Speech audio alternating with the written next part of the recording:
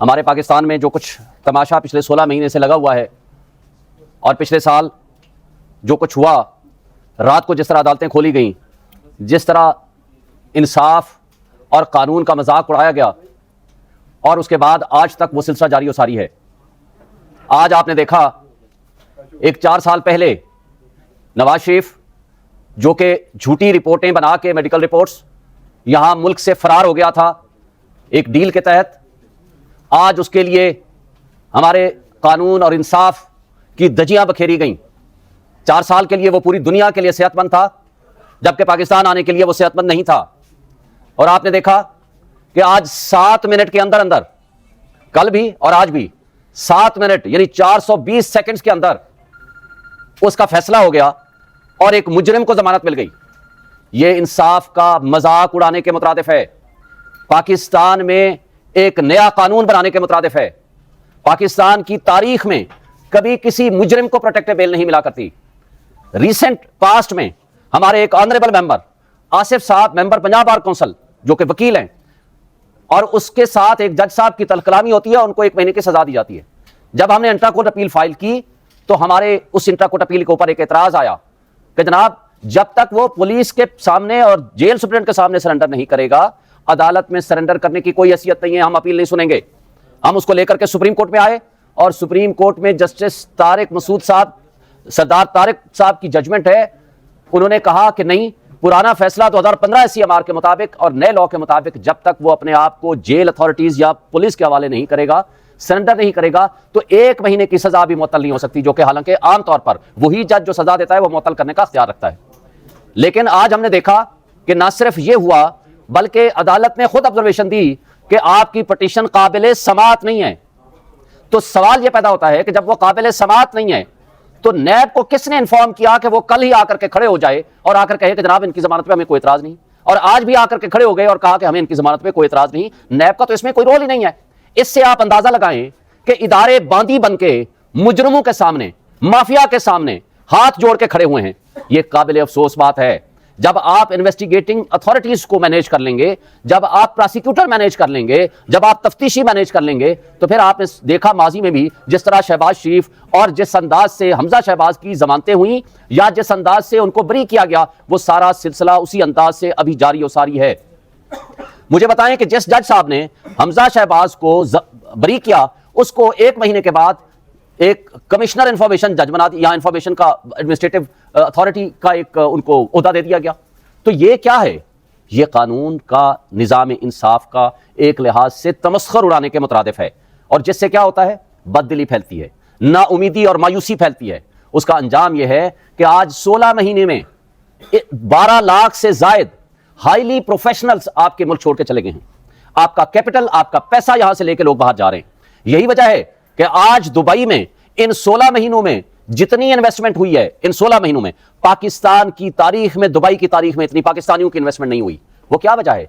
वो ये वजह है कि पाकिस्तानी इस सिस्टम से मायूस हो चुके हैं, इस इदारों से मायूस हो चुके हैं, और इस वक्त जो निजाम इंसाफ और कानून और लॉ एनफोर्समेंट एजेंसीज हैं, वो सारी की सारी बांदी बन के वो एक माफिया को बचाने के लिए खड़ी हुई हैं, जिसकी मिसाल आपने देखी। हाई कमिश्नर लंदन में बैठ के न सिर्फ उसको एक मुजरिम को प्रोटोकॉल दे रहा है, रियासत का एक मुलाजिम एक रियासत के मुजरिम को न सिर्फ प्रोटोकॉल दे रहा है, बल्कि उसको बयानिया याद करा रहा है। इससे 2 बातें वाजी होती हैं। तो या तो मौजूदा जो केयरटेकर सेटअप है उनकी ख्वाहिशात पे, या इसका मतलब है वो हिदायत रावलपिंडी से आई है, ताकतवर हलकों और तबकों से उन तक पहुंची है, जिसकी वजह से वो ये हरकत कर रहा है। मैं मुतालबा करता हूं केयरटेकर प्राइम मिनिस्टर से, अगर आपने ये खबर नहीं देखी तो आप देख लें, उसके खिलाफ फौरी एक्शन लें। आप मिसकंडक्ट किया है उसने।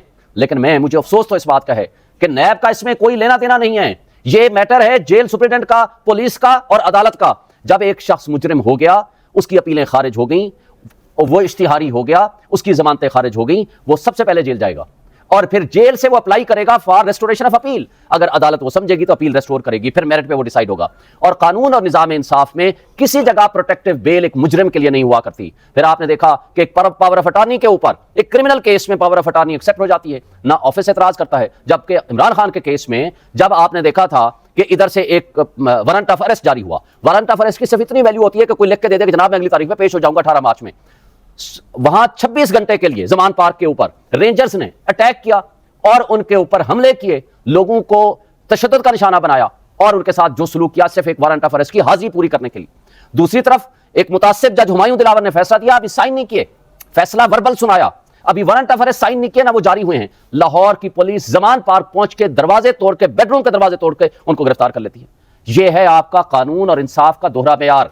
क्या लोग इस तरह, इस अंदाज से, इस निजाम इंसाफ से या कानून से कोई तवक्को रखेंगे? क्या कोई सरमायाकारी आपके मुल्क में इन हालात में आ सकती है? क्या फ्री एंड फेयर इलेक्शन का माहौल आज आप दे रहे हैं? क्या एक माफिया को इस एक लंदन प्लान के तहत, आपका लंदन प्लान यह था कि आपने इमरान खान को जेलों में बंद करना है, आपने कानून और आइन का तमाशा बनाना है, पीटीआई को क्रश करना है और उस भगोड़े मुजरिम को वापस लाना है। यह है लंदन प्लान। और उस लंदन प्लान की एग्जीक्यूशन में सारे इदारे उसमें इन्वॉल्व हैं। लेकिन अफसोस से कहना पड़ता है कि हमारी वाहिद उम्मीद अदलिया है, और अदलिया में भी आप देखेंगे क्या कमाल की हरकत की है। हमारे दोनों केस तोशाखाना और अलकादर ट्रस्ट में आज जमानतें फिक्स थी, नोटिस जारी हो चुके थे, लेकिन उसको रात 8:30 बजे मैसेज आता है कि वो कैंसिल हो गए, एक भगोड़े का केस लगा दिया। जब आपने 7 मिनट में उसको रिलीफ देना था तो भाई हमारे केस तो आपको 2-2 महीने समझ नहीं आती। बड़े अफसोस से कहना पड़ता है कि हमारा हर केस जाता है और chief justice Islamabad high court, जिसके ऊपर 12 हम अदम एतमाद कर चुके हैं, वो सारे केसेस अपने पास रखते हैं। हमने कहा है बाकी तमाम जज साहबान मौजूद हैं, कोई एक जज के पास भेज दें, वो नहीं भेजते। हमारा केस आपको समझने के लिए कई महीने लगते हैं। आपने टेरियान वाला केस देखा, उसको 8 महीने हो गए हैं, 2 जज साहबान ने लिख के वेबसाइट पे डाल दिया, उन्होंने कहा कि ये हमारा फैसला है, लेकिन चीफ जस्टिस साहब आज भी उसको रख के बैठे हैं। ये जुडिशियल मिसकंडक्ट है। और मुझे अफसोस से कहना पड़ता है कि अगर अदलिया से एतमाद उठ गया फिर अफरा तफरी होगी, वो इंतशार होगा और उसका नुकसान हमारे मुल्क को होगा, हमारे इदारों को होगा। आज आपका मुल्क बेआइन हो चुका है। 2 सूबों में गैर आईनी हुकूमतें 10 महीने से काम कर रही हैं। आज लोगों को अगवा किया जा रहा है, अगवा बराए बयान किया जा रहा है। आपके सामने उस्मान डार को जिस तरह उठाया गया, वहां के होम मिनिस्टर कहते हैं कि जनाब वारंट ऑफ अरेस्ट था, हमने एग्जीक्यूट कराना था। भाई आप 24 घंटे के अंदर, आर्टिकल 10 कहता है उसको अदालत में पेश करो, लेकिन उसको एक मीडिया हाउस पहुंचा दिया गया। दूसरे केस में सदाकत अब्बासी वाला तो अजीब किस्म का तमाशा लगाया। एक दिन मीडिया हाउस ले आते हैं, वो कहता है मैं अपनी फैमिली के साथ गिलगित बल्तिस्तान या पता नहीं उधर गया हुआ था, नादन रियाज।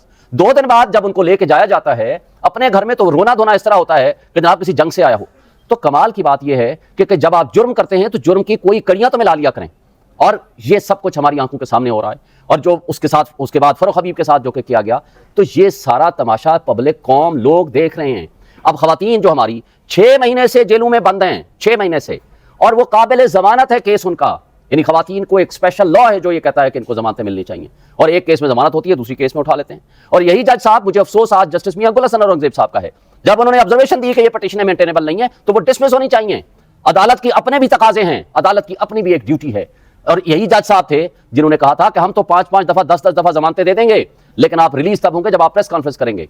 क्या हम एक खुदा की कुर्सी है मुनसिफ की, क्या ये अल्लाह ताला के सामने जवाबदेह नहीं है कि आपने इस सारे सिस्टम को अल्लाह के सामने जवाबदेही करने के लिए आप मुनसिफ की जब कुर्सी पर बैठे हो, इस सिस्टम में आपको नजर नहीं आ रहा कि एक पार्टी को क्रश करने के लिए सारे इदारे लगे हुए हैं, और उसके बावजूद आज पूरी पब्लिक, ये जो कल परसों आया है एक नया सर्वे जिसमें कहा गया 62% पॉपुलैरिटी जो है वो इमरान खान और पीटीआई के सिर्फ एक लाहौर का सर्वे किया, और मियां ब्रादर सबको मिला के उनको कहा गया जी ये 21% है। लेकिन एक्चुअली अगर आप जाएं किसी भी जगह सर्वे कर लें तो आज 90% पब्लिक खड़ी है इमरान खान के साथ, और ये उसकी स्ट्रेंथ, उसकी कमजोरी बन गई है। इनको नजर आ रहा है कि आज हम अगर फ्री एंड फेयर इलेक्शन कराते हैं तो वो ये नजर भी नहीं आएंगे, ये जो बोने सियासतदान है, इनको तकलीफ यही है कि इमरान खान अगर खड़ा होगा तो ये वजूद भी इनका खत्म हो जाएगा, इसलिए कि ये अपने माल और दौलत की सियासत करते हैं, ये विरासत की सियासत करते हैं, और इमरान खान सिर्फ और सिर्फ कौम को हकीकी आजादी की तरफ लेके जाना चाहते हैं। दी ओनली लीडर जो कि एक कौम को एक मैसेज देता है,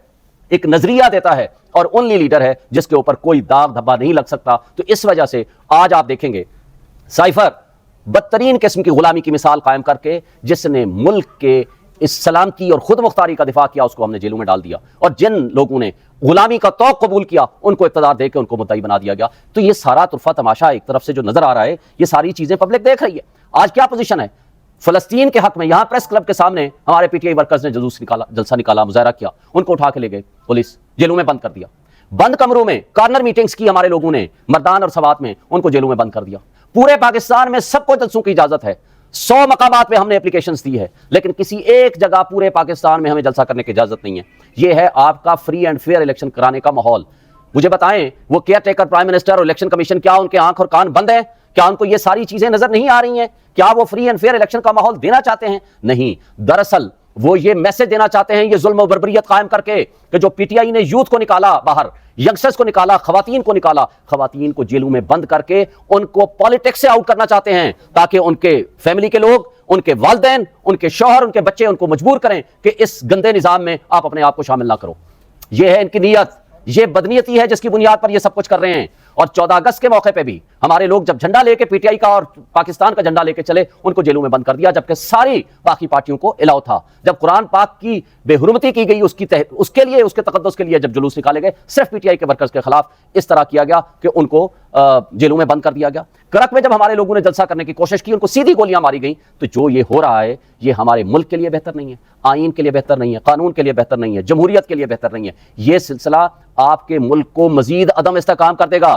सियासी अदम इस्तेकाम आपके कभी भी माशी इस्तेकाम का बायस नहीं बन सकता। जब तक आपके सियासी इस्तेकाम नहीं आएगा, जब तक आप में जमहूरियत नहीं आएगी, लोगों को मौका नहीं मिलेगा कि वो फ्री एंड फेयर इलेक्शन में अपने आप को पार्टिसिपेट करें, तो आपके मुल्क के मसाइल हल नहीं हो सकते। आपकी नेशनल सिक्योरिटी एट रिस्क हो गई है। कल आपके मसाइल तभी हल हो सकते हैं जब स्ट्रॉन्ग डेमोक्रेटिक गवर्नमेंट यहां आएगी और वो आपको इन मसाइल से हल कर सकेगी। इसके अलावा कोई और ऑप्शन, तीसरा ऑप्शन, चौथा ऑप्शन कोई मुमकिन ही नहीं है। लेकिन अफसोस से कहना पड़ता है कि हमारी अदलिया भी न्यू जूरिस्प्रूडेंस एक माफिया के लिए क्रिएट कर रही है, जो कि काबिल अफसोस है।